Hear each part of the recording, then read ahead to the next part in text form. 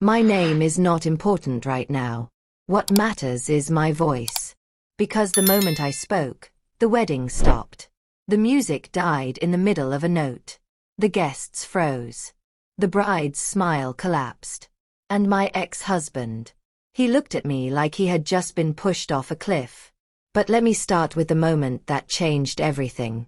I was standing near the back of the hall, unnoticed. The room was full of flowers, laughter, and lies. White cloth covered the tables. Soft music played. Everyone looked happy. Everyone except him. He was nervous. I could see it in the way he kept touching his jacket. In the way his eyes kept moving, like he was waiting for something to go wrong. And something was about to go wrong. Before I go any further, let me say this. If you enjoy emotional, powerful stories about betrayal, strength, and unexpected justice, please subscribe, like this video, and turn on your notifications so you don't miss what happens next. Also, drop a comment and tell me what country you're watching from. I want to know who is here with me. Now listen closely. The pastor smiled and asked everyone to stand. The bride held his hands. Her eyes were shining. She looked proud, like she had won something. Then the pastor asked the question. If anyone here has a reason why these two should not be joined together, speak now. The room went silent. This was the moment. I took one step forward. Just one. And I spoke one sentence. I cancelled all his cards. That was it. No shouting. No anger. Just truth. For a second, no one understood. Then the groom's face turned white. The bride frowned. What did she say? The groom dropped my hand like it was burning him. What cards? The bride asked again, louder this time. The guests started whispering. Chairs moved. Heads turned. The groom laughed nervously. This is a joke. Ignore her.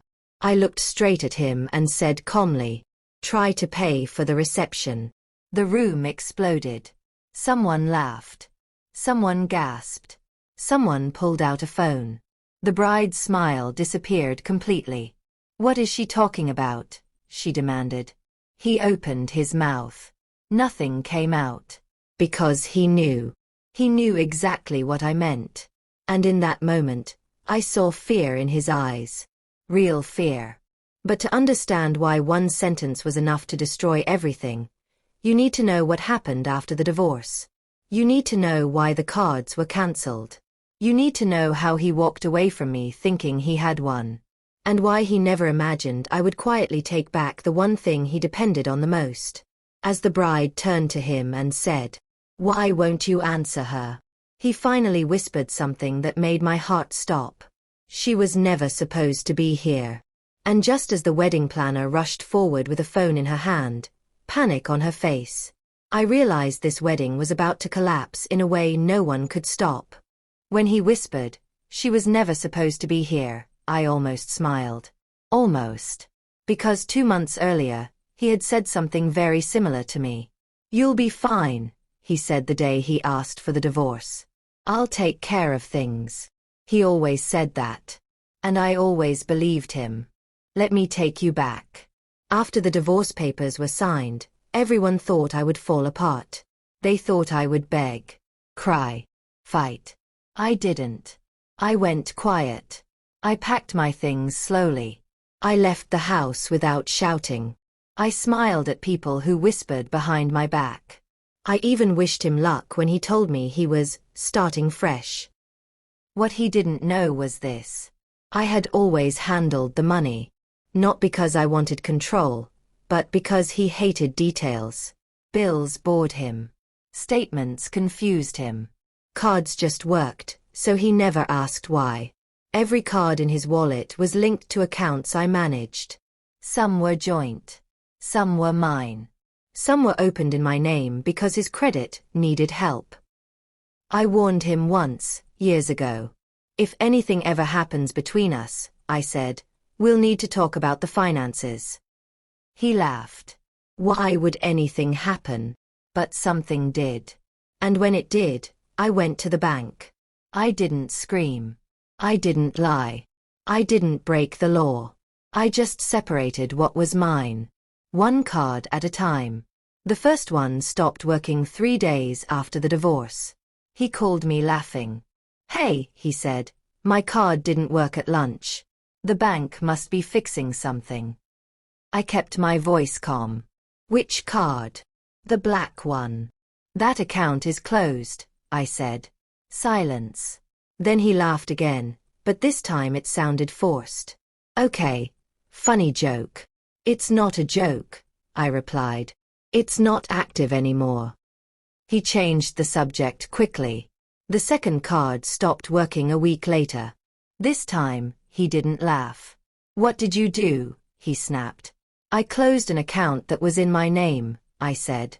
"You can't just do that," he shouted. "I already did," I answered. After that, the calls came daily. First anger. Then begging. Then promises. "I'll pay you back. I'll fix it. This is hurting me." But I noticed something important. He never said, "I'm sorry," because he didn't think he had done anything wrong. He thought the money belonged to him. It never did. Back at the wedding, the bride was now staring at him like she had never seen him before. "Why won't you answer?" she asked again. He swallowed hard. "We'll talk about this later." "No," she said. "We'll talk about it now." The wedding planner ran up, whispering something in his ear. His face drained of color. "What?" the bride asked sharply. "The caterer," he said quietly. "There's a problem." I stepped forward just enough for her to hear me. "They can't charge the cards," I said calmly. "None of them." Gasps filled the room. Someone laughed nervously. The bride shook her head. "That's not funny." I looked at her, not unkindly. "I'm not joking." She turned to him slowly. "Is this true?" He opened his mouth, closed it, then whispered, "I'll explain." But before he could say another word, the wedding planner spoke louder. "The venue says the balance hasn't been paid," she said. "They need payment now or..." "Or what?" the bride demanded. The planner hesitated. "Or the reception is cancelled." The room went completely silent. And that's when the groom did something I never expected. He turned to me and said, loud enough for everyone to hear, "You planned this." Every head turned toward me. I felt the weight of all those eyes. And for the first time since I walked in, I spoke again. "No," I said. "I planned my exit. You planned your lies." The bride looked between us, her hands shaking. "Tell me the truth," she said to him. "All of it." But before he could answer, a man in a suit I didn't recognize stepped forward from the front row. He cleared his throat and said one sentence that made the bride gasp. "I'm sorry," he said, "but I was told the payment would clear today." And in that moment, I realized something terrifying. The wedding wasn't just falling apart. It was about to expose a secret even I didn't fully know. The man in the suit keeps standing there, his hands folded neatly in front of him. "I was told the payment would clear today," he repeats, slower this time. The bride turns toward him sharply. "Who are you?" He nods politely. "I'm from the event company. I handle final confirmations." The groom's face is now gray. Not pale, gray. "There's been a misunderstanding," the groom says quickly. "The funds are coming." The man in the suit shakes his head. "We've been waiting for weeks." Weeks. That word hangs in the air. The bride looks confused. "What do you mean, weeks?" The man opens a small folder. "The deposit was never completed. We agreed to wait because you said another transfer was on the way." He looks directly at the groom. "You said your ex-wife handled the accounts." A sharp breath leaves my chest. The bride turns slowly toward me. "You." I raise my hands gently. "No. Not anymore." The groom snaps. "She's lying." I look at him calmly. "Say my name one more time," and I'll tell them why the cards were really cancelled. The room explodes with whispers. What does she mean? Why would he say that? This is insane. The bride's voice shakes. Why would you tell them she handled the money? He stammers. Because she always did. It was easier. Easier, the bride repeats. So you never had control? I had access, he shouts. That's not the same thing. The man in the suit clears his throat again. Ma'am, we also received an email this morning. He pulls out his phone and reads aloud. If there's any delay, speak directly to my former spouse. She will resolve it. The bride's knees almost give way. You gave them my name? I ask quietly. The groom's voice cracks. I had no choice. I step closer now. Not angry. Just finished. You divorced me, I say. You don't get to use me anymore. The bride looks at him like she's seeing a stranger.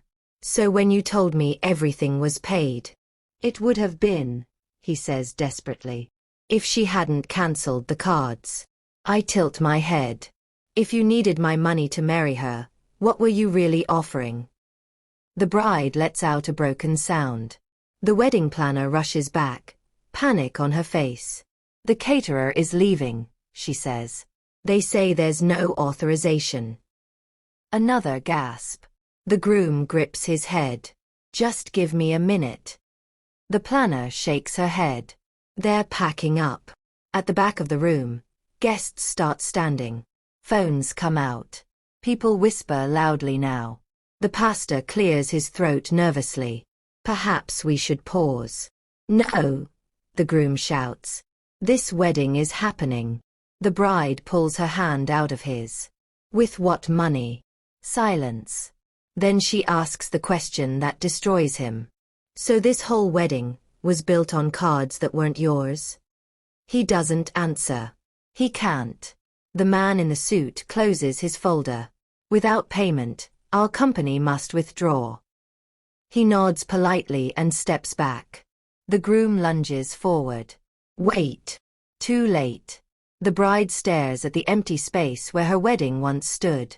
She turns to me, tears streaming. Did you know this would happen? I swallow. I knew the truth would show up. She nods slowly. Then she looks at him one last time and asks, very softly, was any of this real? He opens his mouth. Nothing comes out.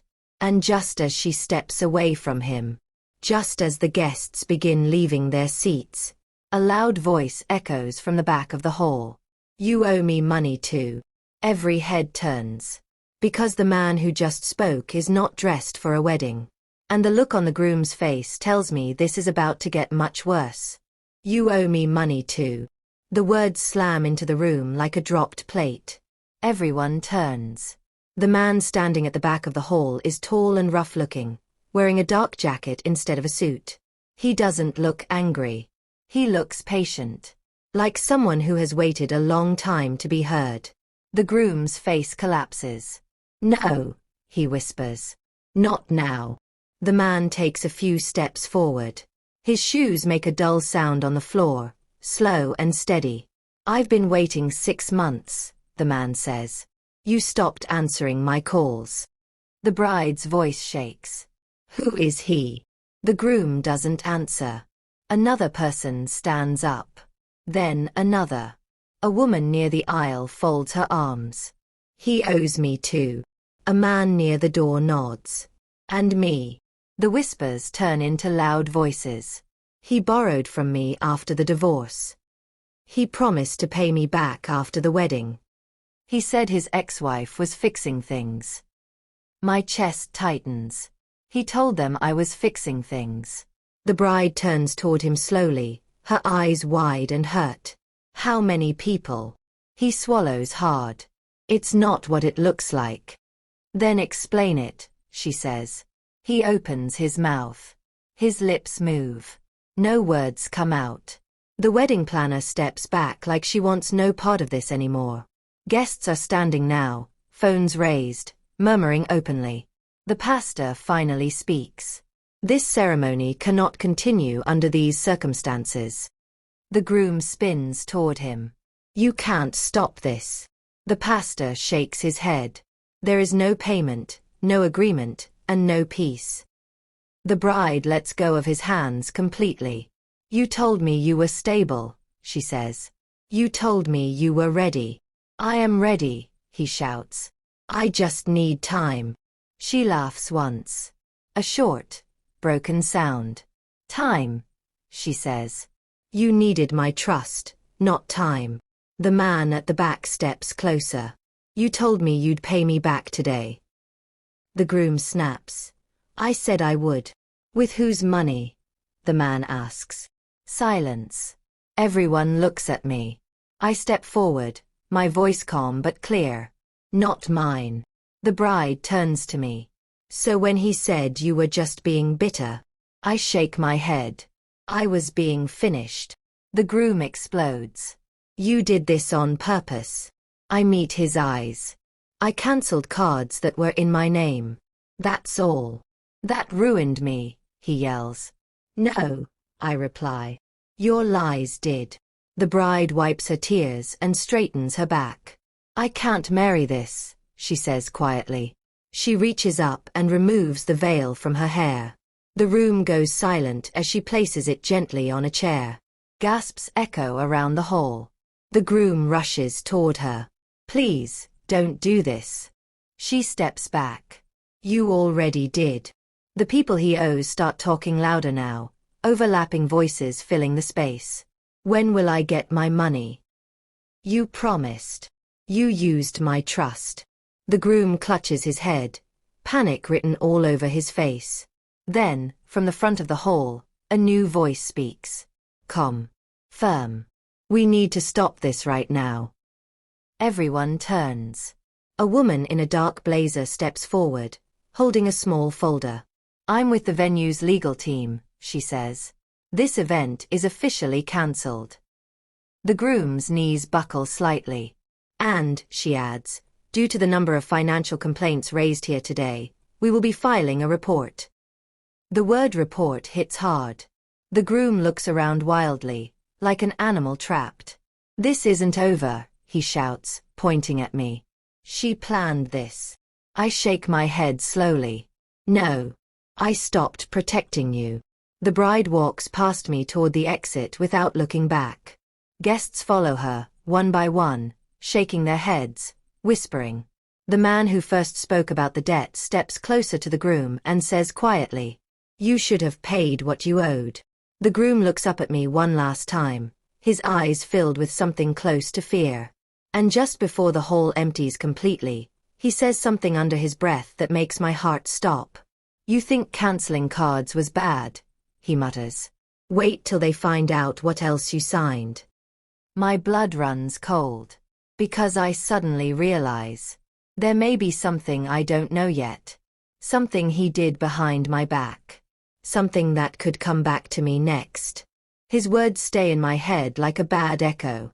Wait till they find out what else you signed. The hall is almost empty now. Chairs are crooked. Flowers are crushed on the floor. The music is off. The wedding that was supposed to be perfect is gone, like it never existed. But my heart is beating fast. Because I know him. And when he says something like that, it is never empty talk. I walk closer to him. What did you do? I ask quietly. He laughs. Not loud. Not proud. Just tired and bitter. You always trusted me, he says. That was your mistake. My stomach tightens. The people he owes are still there, standing a few steps away, watching. The bride is gone. The pastor has left. The planner is on her phone, whispering urgently. I look him straight in the eyes. What did you sign in my name? He shrugs. I don't remember exactly. That lie is weak. Even he knows it. You remember, I say. You always remember. He leans closer and lowers his voice.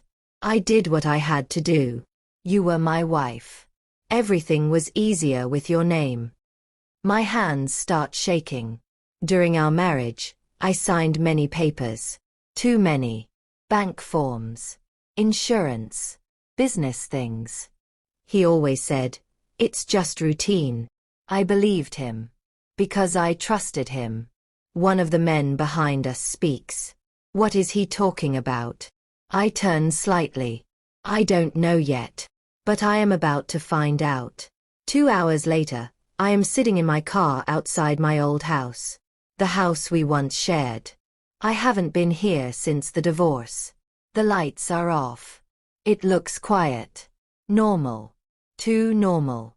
I unlock the door and step inside. The air feels heavy, like the house remembers everything. I go straight to the small office where we used to keep files. I open drawers. Papers are missing. Folders are moved. My heart sinks. I find one folder left behind, pushed to the back. Inside are copies. Loan papers. Agreements. Guarantees. My name is on them. My signature is on them. But I don't remember signing any of this. I sit down slowly. He didn't just borrow money. He used me as a shield. He told people I agreed. That I backed him. That I would pay if he failed. My phone rings. Unknown number. I answer. Yes. A man's voice speaks calmly. We need to talk about your husband's debt. He's not my husband anymore, I reply. There is a pause. That doesn't change the paperwork, the man says. My chest feels tight. What paperwork? The guarantees, he answers. Signed during the marriage. I close my eyes. How much? I ask. He names a number. It makes my head spin. I didn't agree to this, I say. You signed, he replies. Or someone signed for you. The call ends. I sit there in silence. This is what he meant. This is the real trap. Canceling the cards hurt him. But this could destroy me. That night, I don't sleep. I read every page. Every date. Every line. Some signatures look like mine. Some don't. But they are close enough to cause trouble. In the early morning, I call a lawyer. I explain everything. She listens carefully, then says one sentence that scares me. If these documents are fake, that's serious. But proving it will take time. Time I may not have, I whisper. Later that day, my phone buzzes again. A message. From him. You found it, didn't you? My hands shake. Another message follows. You always cleaned up my mess. You'll do it one last time. I stare at the screen. Then I type back. No. Almost immediately, he replies. Then we both go down. I lock my phone and stand up. Because now I understand something very important. The wedding was not the end. It was the beginning of his last move. And if I don't act fast, the next shock won't be public. It will be legal. And it could cost me everything. Morning comes, but it brings no peace. The sun shines through the window like nothing happened. Like weddings don't collapse. Like lies don't follow you home. I sit at the table with the folder spread open in front of me. Pages and pages of paper. My name. My address. My signature. At least, something that looks like it. I trace the ink with my finger. The curves are wrong.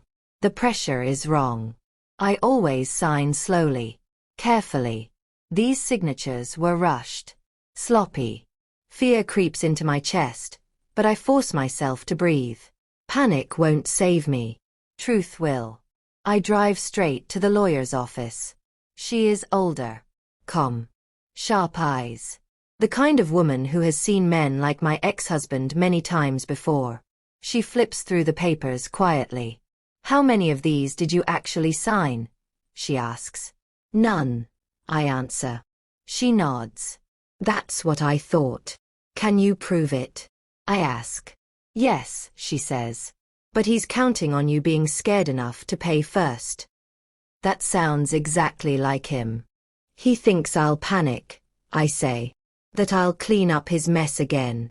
She looks at me. Will you? I shake my head. Not this time. She smiles slightly. Good. Then we do this properly. She explains everything slowly, in words I can understand. Handwriting experts. Timelines. Bank access logs. Witnesses. He didn't just lie, she says. He committed fraud. The word feels heavy. Will he go to jail?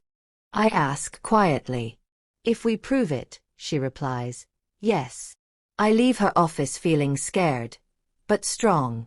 For the first time since the wedding, I feel like I'm not chasing the truth. I'm leading it. That afternoon, the calls start again. Different numbers. Different voices. Some angry. Some polite.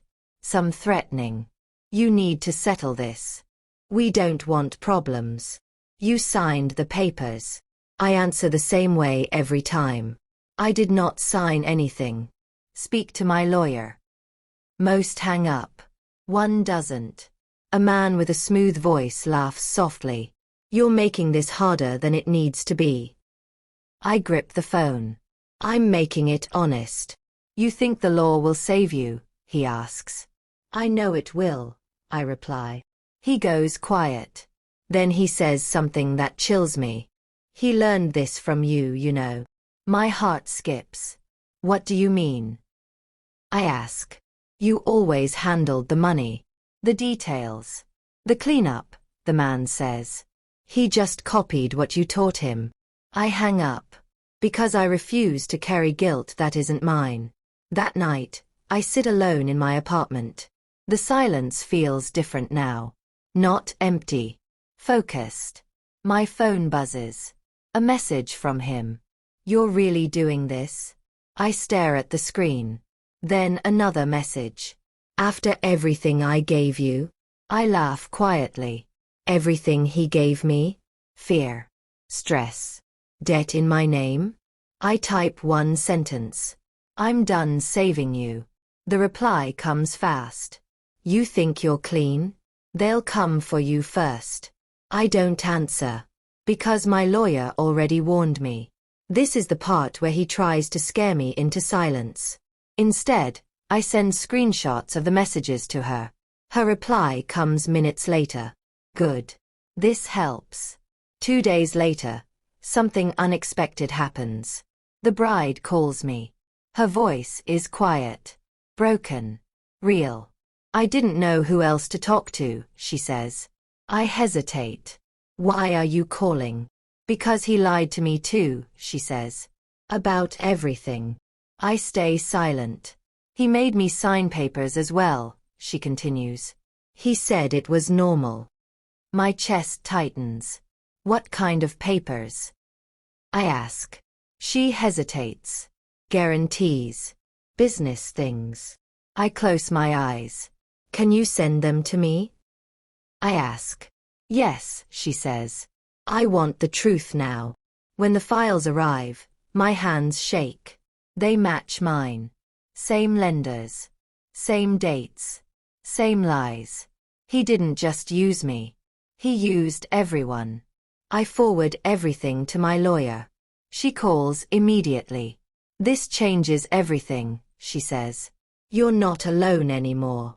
That night, I finally sleep. Not because the danger is gone, but because I know something he doesn't. His lies are no longer sitting in the dark. They are about to be pulled into the light. And once that happens, there is no card, no paper, no threat powerful enough to save him. The next morning feels different. Not calm. Not safe. Focused. I wake up before my alarm, my mind already running. For the first time since the divorce, I don't feel like I'm reacting.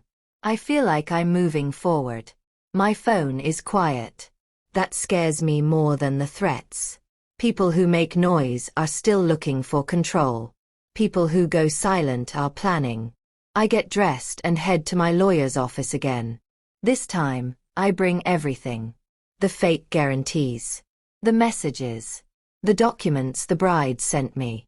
She spreads them across the table and studies them carefully.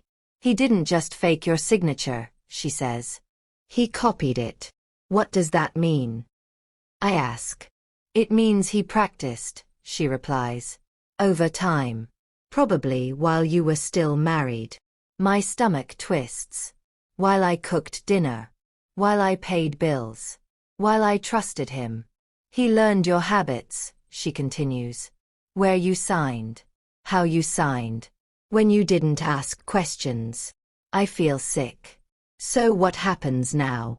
I ask. She looks up at me. Now, the lies start talking to each other. She explains the next steps in simple words. Handwriting experts will compare signatures. Banks will show who logged in and when. Phone records will prove who made the calls. He built a story, she says. But stories fall apart when facts show up. As I leave her office, my phone buzzes. Unknown number. I don't answer. A text follows. You're turning people against me. I stare at it. Then another message comes. This is getting bigger than you think. I don't reply. Because he's right about one thing. It is getting bigger. And that's exactly what scares him. That afternoon, something unexpected happens. One of the lenders shows up. Not angry. Tired. He sits across from me in a small meeting room, his shoulders slumped. I didn't want this, he says. I just wanted my money back. I understand, I reply. He told me you approved everything, the man continues. He said you were the smart one. The safe one. I take a slow breath. Did you ever hear me say that myself? He shakes his head. That's why I'm here, he says quietly. Something felt wrong. He slides a folder toward me. Inside are emails. Voicemails. Messages from my ex-husband saying things like, she's handling it. She'll cover it. Don't worry, she always does. My hands tremble. Not from fear. From anger. He trained people to expect me to save him, I say softly. The man nods. Yes. I hand the folder to my lawyer. She looks up at me and says, this is good. Good. A strange word for proof of betrayal. That night, I'm at home when the doorbell rings. I freeze. I wasn't expecting anyone. I don't open the door. Who is it? I ask. It's me, a woman's voice says. The bride. I open the door slowly. She looks exhausted. Her eyes are red. She holds a small bag close to her chest. I'm sorry to come like this, she says. But I'm scared. I step aside and let her in. She sits down and puts the bag on the table. He's been calling me non-stop, she says. Begging. Threatening. Blaming you. I nod. That sounds familiar. She opens the bag and pulls out more papers. I found these in his car, she says. He told me to burn them. My heart races. Inside are more agreements. More guarantees. More names. Not just mine. Other women. Other people. Other lies. My lawyer answers when I call, even though it's late. Her voice changes when she hears what I found. This is it, she says. This is the pattern. The bride looks at me with tears in her eyes. I thought I was special, she whispers. So did I reply. We sit in silence for a moment. Then my phone buzzes again. A message from him. You brought her into this. I look at the screen. Then another message appears. I'm not going down alone. My heart pounds. Because now I understand. He isn't just afraid of losing money. He's afraid of losing control of the story. And if he's desperate enough, he might try to flip everything. Blame me. Blame her. Blame anyone who ever trusted him. I turn to the bride and say quietly, we need to be ready. She nods. Ready for what? She asks. Before I can answer, my phone rings. This time, it's my lawyer. Her voice is tense. He just made a statement, she says. To who? I ask. To the authorities, she replies. And he said your name. My blood runs cold. What did he say? She pauses. He claimed you knew everything. And in that moment, I realize the next battle won't be about money. It will be about truth versus lies. And he's about to tell his biggest lie yet. When my lawyer says my name was mentioned, my body goes cold. Not weak. Not scared. Cold. Because I know him. And when he feels cornered, he doesn't fight alone. He drags someone down with him. What exactly did he say? I ask slowly. There is a pause on the line.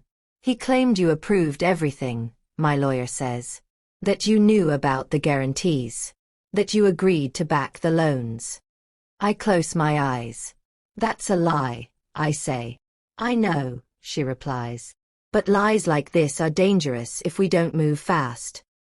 I look at the bride sitting across from me. Her hands are shaking. She can tell something is wrong.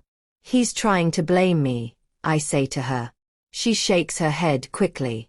No. He told me you were against all of it. He said you didn't even know. That helps. A little. What do we do? The bride asks. I answer honestly. We tell the truth. All of it. The next day is heavy. Not dramatic. Not loud. Heavy. I sit in a small room with my lawyer while everything is recorded. My words.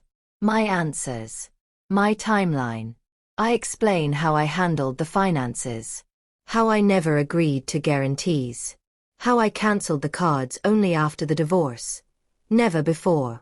Did you benefit from the loans? Someone asks. No, I reply. I paid them off when I was married because I thought they were family expenses.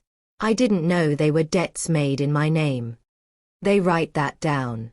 Did you ever tell anyone you would cover his loans after the divorce? No. Did you authorize him to speak for you? Never. Every answer feels like laying a brick. Slow. Solid. Necessary. After hours, they let me leave. Outside, my phone is full of messages. Some kind. Some cruel. People love stories.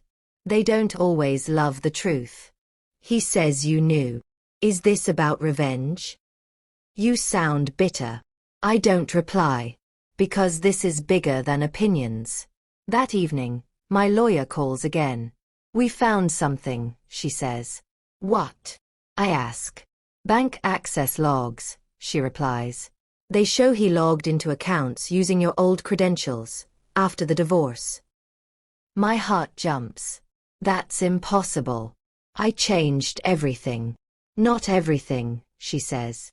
He had one backup access you didn't know about. My hands clench. So that means. It means we can prove he acted alone, she finishes. And that he impersonated you. That word hits hard. Impersonated. Forgery wasn't enough. He became me. The bride stays with me that night. Neither of us sleeps much. At one point she whispers, "Do you think he ever loved anyone?" I think about that for a long time. I think he loved what people could do for him, I say finally. She nods slowly. Around midnight, my phone buzzes again. A message from him. You should have backed me. I don't reply. Another message comes seconds later. If I go down, I'll take you with me. I screenshot everything and send it to my lawyer. Her response comes fast. Good. He's panicking. The next morning, news breaks online. Not rumors this time. Facts. Man accused of financial fraud after failed wedding. The article talks about forged signatures. Multiple victims. Fake guarantees. My name is mentioned, but carefully. Former spouse denies knowledge. Evidence supports claim. I breathe out slowly. For the first time in days, the ground feels steady under my feet. But I know him. And I know one thing. Men like him don't stop at denial. They make one last move. That afternoon, I get a call from an unknown number. I answer.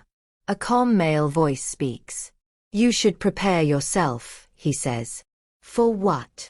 I ask. For a confrontation, he replies. He's asking to see you. My heart pounds. Where? I ask. At the station, the voice says. He wants to talk. And he's saying he has proof. Proof. That word tightens my chest. I hang up and look at my lawyer's message that arrives seconds later. Do not go alone. This is his last card. I sit down slowly. Because whatever he plans to say next will decide everything. I sit in my car outside the station for a long time. The building looks normal. Quiet. Ordinary. But my heart is beating fast. This is what he wanted. A face-to-face moment. A chance to confuse things. A chance to lie one last time. My lawyer sits beside me. Remember, she says calmly, you don't explain. You don't defend. You listen. I nod. The bride is not here. She wanted to come, but this is something I have to face myself. We walk inside together. The air smells cold and clean. A man at the desk looks up and points us toward a small room at the back. He's waiting, he says. The door opens. And there he is. Sitting at a table. Hands folded. No anger on his face. Just a small smile. I knew you'd come, he says. I don't answer. I sit down across from him. My lawyer sits beside me. He looks at her, then back at me. Still hiding behind other people. I stay quiet. That's okay, he continues. I didn't ask you here to fight. Then why? My lawyer asks. He leans back. Because I want this to end. I almost laugh. You had many chances to let it end, I say calmly. He sighs like he's tired. You always make things sound simple. He slides a folder across the table. This is what you're missing, he says. I don't touch it. What is it? My lawyer asks. Messages, he replies. Emails.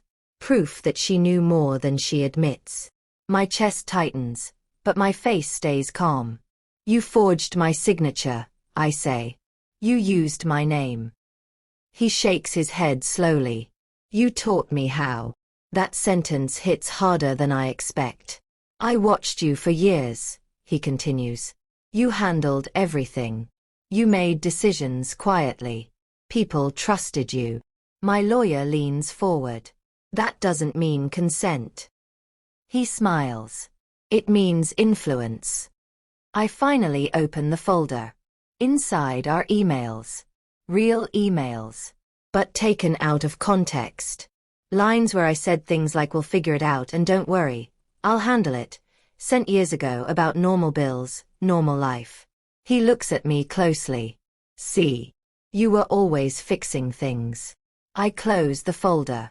You twisted that, I say. He shrugs. That's how stories work. The officer in the room clears his throat. You said you had proof. I do, he replies. That she knew I borrowed money. My lawyer speaks calmly. Knowing someone borrows is not agreeing to guarantee. He turns to me. You could have stopped me. I meet his eyes. I did. When I left. His smile fades slightly. You didn't just leave, he snaps.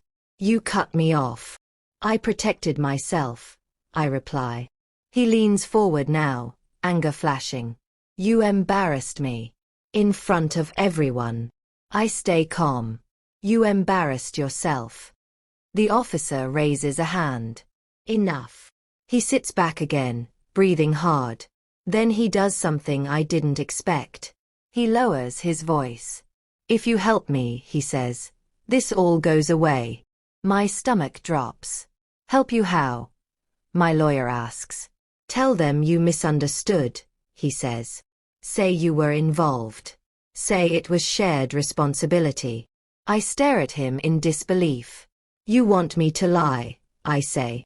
I want you to survive, he replies. The room feels smaller. My lawyer shakes her head. That's not happening.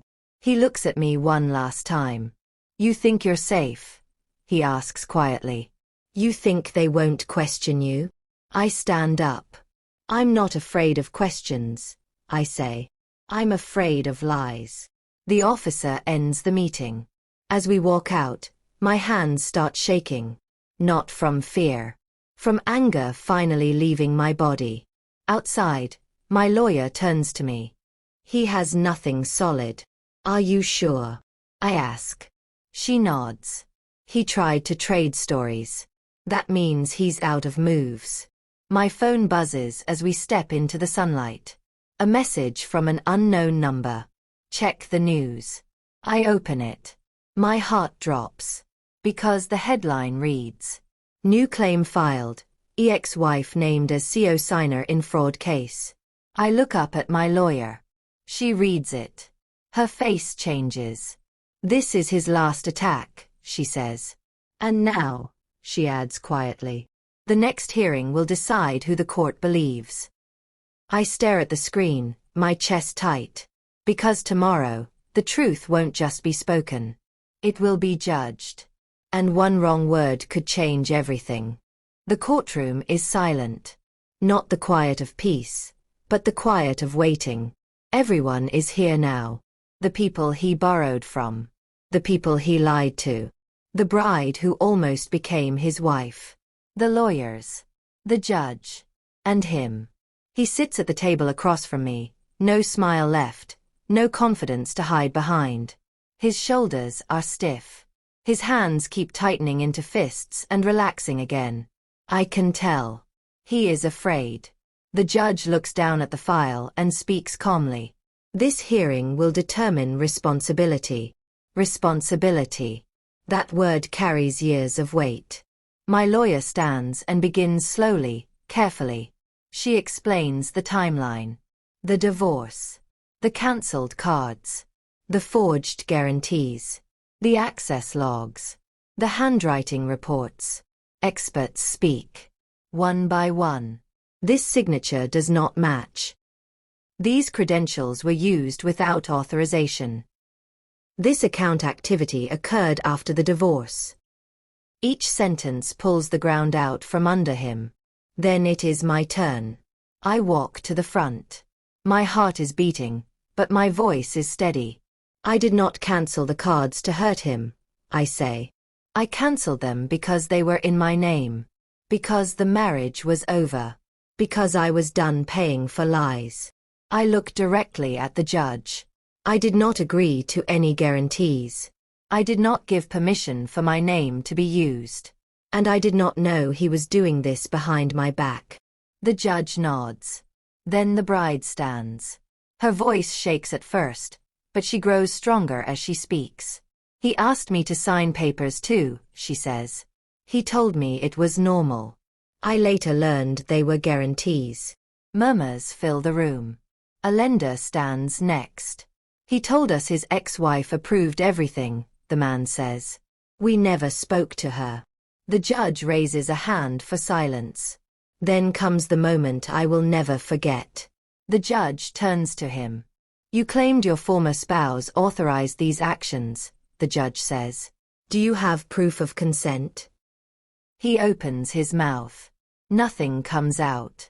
The judge waits. Still nothing. The judge nods once. This court finds that the signatures were forged, access was unauthorized, and responsibility lies solely with the defendant. My chest tightens. Furthermore, the judge continues, any claims naming the former spouse as co-signer are dismissed. I close my eyes. For just 1 second. When I open them again, my life feels lighter. He slumps back in his chair. The judge finishes. You are accountable for the debts, for the fraud, and for the misrepresentation.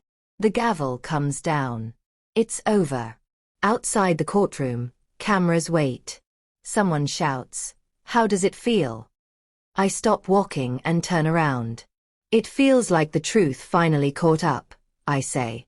Later that night, I sit alone in my apartment. No threats. No messages. No fear. Just quiet. I think about that wedding day. About how one sentence, just one, changed everything. I cancelled all his cards. I didn't shout it. I didn't plan to humiliate him. I simply stopped saving someone who never planned to save me. And when I did, the lies collapsed on their own. Before you go, let me say this to you.